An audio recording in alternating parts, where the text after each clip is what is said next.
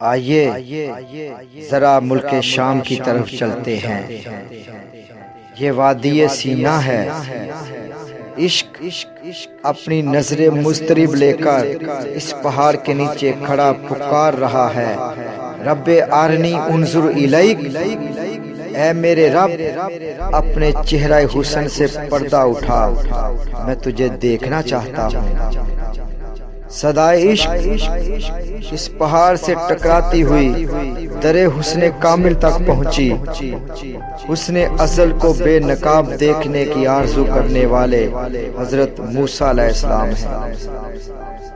موسیٰ کی صدائے عشق سرزمین شام کی بلند پہاڑیوں سے ٹکراتی ہوئی فضاؤں میں تحلیل ہو رہی تھی، مگر یہ التجائے عشق ابھی گونج رہی تھی کہ حریم جمال کی طرف سے گوشہائے عشق سے یہ آواز ٹکرائی، لن ترانی، اے گوشۂ گزین عشق ذرا تدبر کر، چہرہ دکھانے سے انکار نہیں اور دل گرفتہ کرنا یہ ہماری شان نہیں۔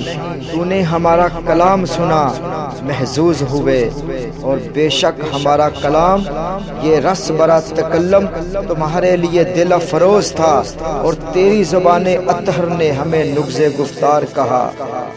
ہماری یہ نعمت عظمیٰ تمہارے لیے فقید المثال ہے، تو شرمندہ احسان ہو جا۔ ہماری نغمہ سرائی تجھے مدہوش کرتی رہی، تمہارے کانوں میں رس گھولتی رہی، مگر یہ کیا، آج تو نے ہمارے حسن کامل کو براہ راست دیکھنے کی آرزو بھی کر لی، تو یہ ناممکن ہے۔ اے عشق ناتواں، بے شک تو حسن حقیقت کو بے نقاب دیکھنے کے لیے بے قرار ہے۔ تیرے دریائے عشق میں طوفان اضطراب اپنے عروج پر ہے، مگر کیا کریں، تم ہمارے حسن تمام کو بے نقاب نہیں دے سکتے، کیونکہ یہ تمہارے لیے بعید از وہم ہے۔ عشق یہ آواز سن کر افسردہ ہو جاتا ہے، سرافگندہ اس کے لبوں پر سکوت آ جاتا ہے، مگر دل بے قرار ہے۔ حسن عشق بے قرار کی اضطرابی بانپ لیتا ہے اور آواز بلند کہتا ہے، اے عشق مضطرب، تمہاری تمانیت اور احتجاج کے لیے ہم اس پہاڑ پر اپنی تجلی صفاتی کا اظہار کرتے ہیں۔ اگر تو یہ تجلی حسن برداشت کر لے تو ہم تجھ کو اپنا یہ حسن اصل بھی دکھا دیں گے۔ قرآن کہتا ہے، فَلَمَّا تَجَلَّى رَبَّهُ لِلْجَبَلِ جَعَلَهُ دَكًّا وَخَرَّ مُوسَىٰ صَعِقًا، جب حسن تمام نے اپنی تجلی صفاتی کا اظہار اس پہاڑ پر کیا تو پہاڑ کو ریزہ ریزہ کر دیا اور موسیٰ بے ہوش ہو کر گر پڑا۔ یہ تھی خدا کی تجلی صفاتی کی جھلک جو موسیٰ دیکھ نہ پائے تھے، تو پھر خدا کے ذاتی حسن تمام کا عالم کیا ہوگا۔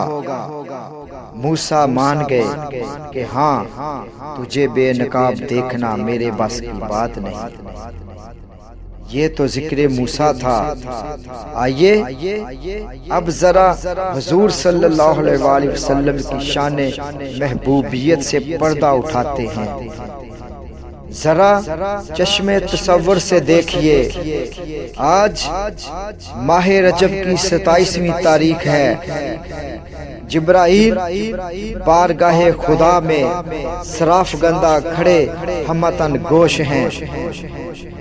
رب ذوالجلال فرما رہے ہیں، اے جبرائیل، میرے محبوب نے طائف کی وادی میں پتھر کھائے مگر مسکراتا رہا۔ لوگ میرے محبوب کے جسم اقدس پر کوڑا پھینکتے رہے مگر وہ مسکراتا رہا۔ اہل مکہ میرے محبوب کی راہوں میں کانٹے بچھاتے رہے مگر وہ مسکراتا رہا۔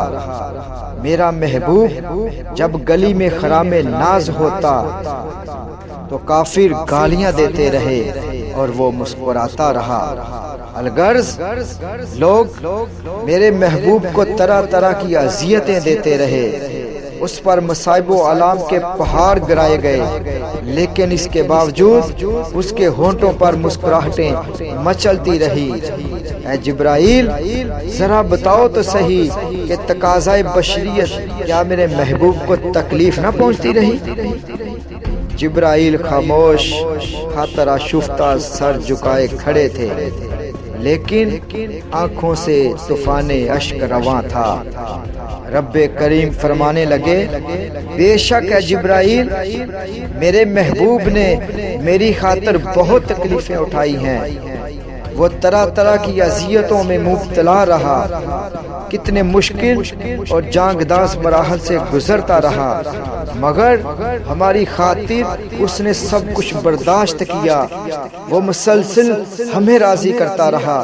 اے جبرائیل، آج ہم اپنے محبوب کو راضی کرنا چاہتے ہیں، تم جلدی جاؤ اور زبان سے کہو کہ وہ جنت کی آسائش کرے، حور و غلمان زیب و زینت سے آراستہ ہو جائیں، سارے عرش کو نور و نکہت سے بھر دو، اور مال کے دروگا سے کہو کہ وہ دوزخ کی آگ بجھا دے۔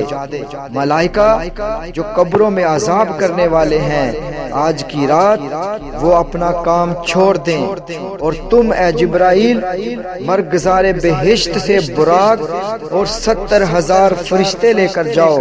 اس وقت میرا محبوب وادی مکہ میں اپنے چچا زاد بہن ام ہانی کے گھر آرام کر رہا ہے، تم اس کے پاس جاؤ اور بڑی شان و شوکت سے اسے ہمارے پاس یعنی درگاہ عالی میں لے کر آؤ۔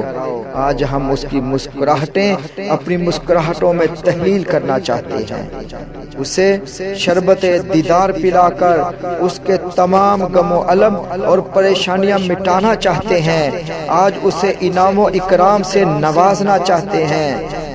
آج عرش و فلک سجے ہوئے ہیں، آج کائنات کے تمام سمائے طیور جذبہ حمدوش ثریا سے جھوم رہے ہیں، آج باغبان قدرت کے تمام گل بوٹے حضور سے ملاقات کی مسرت میں نہال ہو رہے ہیں، آج ہر زبان بشر پر ترانہ مدح اور خوشبو قنات مچل مچل کر ہوائے مقدس کو معطر کر رہی ہے، آج بستان فردوس میں گلاب کے تختے بچھائے جا رہے ہیں، آج حسن خلد کے جلوے حسن ازل کی تصویر کھینچ رہے ہیں، آج جلوہ حسن بے قرار سے پردے اٹھ رہے ہیں، آج ساکنان عرش کا ذرا ذرا محو تبسم ہے، آج حوران خلد کے لبوں پر حاشا للہ محاذا بشرا کا نغمہ ماحول کو خوشگوار کر رہا ہے۔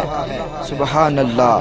حضور صلی اللہ علیہ وآلہ وسلم براق میں سوار ہو کر جاہ و حشم کے ساتھ بارگاہ خدا تک پہنچے، اور مزاغ البصر وما طغی کے ساتھ وہ حسن کامل، وہ حسن حقیقت، وہ حسن مطلق، وہ حسن تمام اپنی نگاہ بشریت سے تکنے لگے۔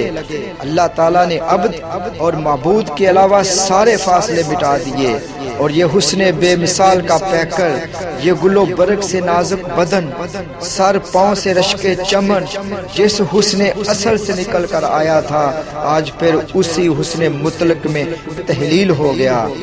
ادھر موسیٰ علیہ السلام خود التجا کر رہے ہیں کہ اے اللہ مجھے اپنا جلوہ حسن دکھا، مگر ادھر اللہ تعالیٰ خود حضور صلی اللہ علیہ وآلہ وسلم کو فرما رہا ہے کہ اے میرے حیا پرور محبوب، آ ہمارا جلوہ حسن بے نقاب دیکھ لے، کیونکہ یہ نقاب جس طرح چھوڑ کر گئے تھے آج بھی اسی طرح پڑا ہے، تیرے سوا یہ نقاب نہ آج تک کسی کے لیے اٹھایا ہے نہ اٹھاؤں گا، یہ صرف تیرے لیے مخصوص ہے۔